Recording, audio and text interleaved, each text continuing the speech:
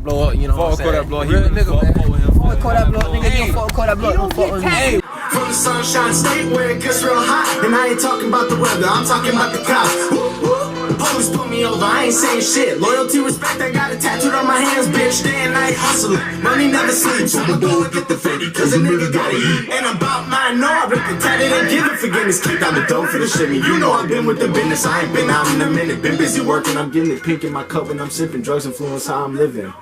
And I ain't playing no more. You're trying to run up, get put down, and now they facing the flow. Say that you rap better than me, I guess it's time that they know. Niggas are tall like they hoes, I guess that's how the game goes. True to the code, don't give a fuck about a hater. Real life in the booth, I'm rapping while counting paper. Money so damn long, pockets way too fat. And if this rap shit don't work, I guess it's back to the trap.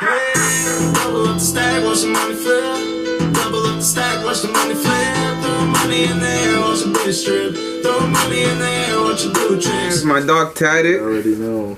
Back 4-7 in the building. You already know what it is. Fucking with my dog Kodak Blow Up. Out here, back again. Back, family shit, you know, family ties. We only fuck with the family out here. Yes, sir. Second video. But the first real video, cause the last one we really didn't even get to break into nothing like. And you wasn't rapping either at the time, so this is the comeback. Yeah, it's not that I wasn't rapping. I've always been rapping, but the thing is I took a 2-year break.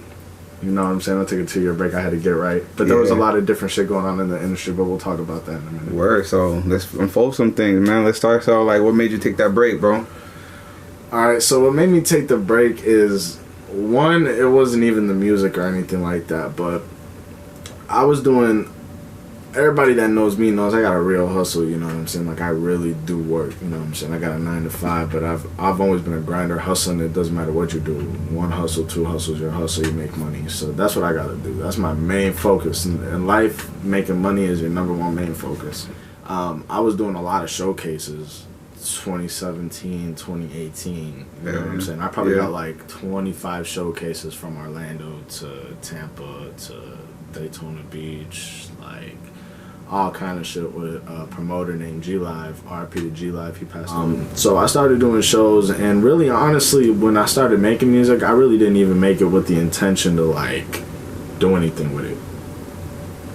I was really just, like, trying to just see if I could branch off of a group that we already had in the past and see if I could take music to another level, because I'm creatively different than a lot of artists out here. Like, rapping is one thing and spitting is one thing, but I can go into a studio and I can know what I want to hear and what I want my music to sound like. I'm a fan of music. We were doing a lot of showcases, and then it got to the point to where, like, I was the show. For instance, they give you a 5-minute set. Any promoter knows that. Like, any artist, you do a showcase, you usually pay money. If somebody says they don't pay money, they're lying. A lot of the times you pay money to get into these showcases. So you're paying the money to get in. Let's say it's, I don't know, $50, $100. Some are more, some are less, depending on who's going to be there, where it's at, and the venue, okay? I didn't want to be a strip club rapper just because I feel like my performances, like, you can go and look them up, my performances are super lit.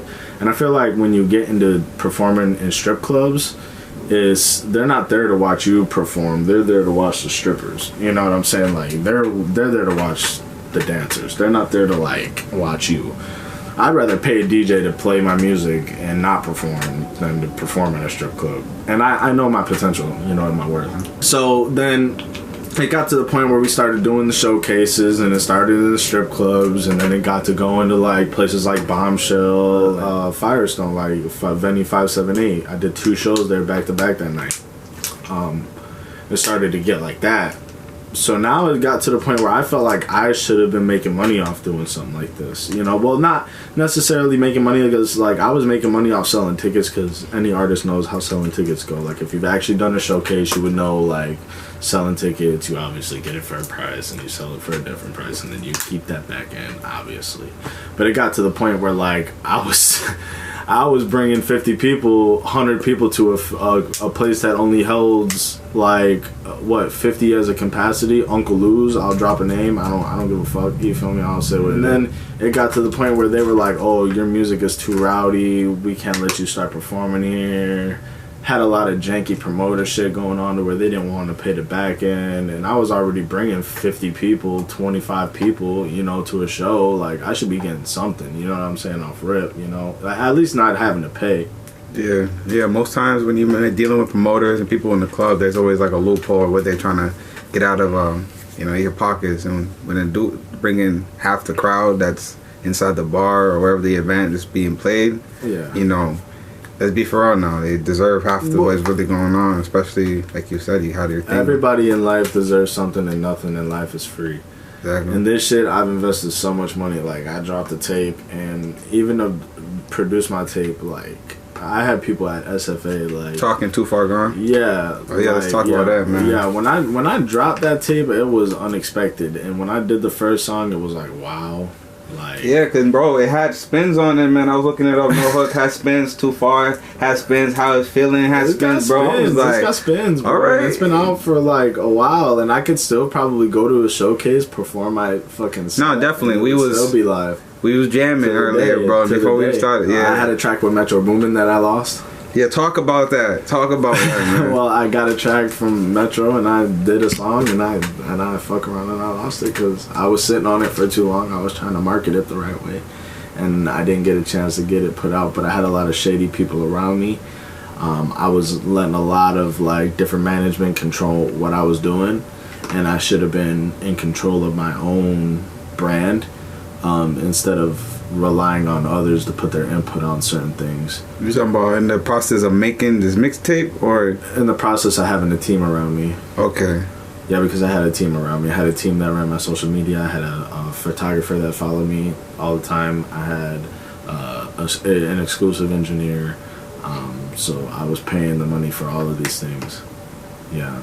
And like my photographer was my manager. They ended up fucking me over.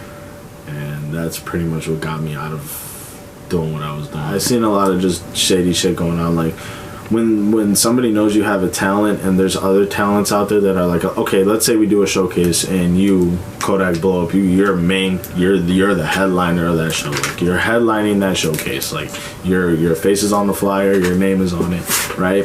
And then somebody like me comes, you know, tatted. They're like, okay, you know, what is this gonna? And then I come out and I have the best show possible out of the whole night, better than the headliner. People not gonna want to see that. You know what I'm saying? That's their talent. That's their investment. They're not gonna want to see you go into a showcase and take that shine. You know what I'm saying? When somebody sees you have a raw talent to entertain, it's not even a talent to make music. Making music is easy. It's the business and the entertainment part. You can rap all day long. Motherfucker could come over here and spit right now. We can put a fucking beat on and we can spit right now for hours. But can you go into a studio and make music? Can you go in front of a crowd? My pops always told me it doesn't matter if there's 5 people in the crowd, 5,000 people in the crowd, 10,000 people in the crowd, you're still going to put on the same show no matter what. And that's always what I did regardless.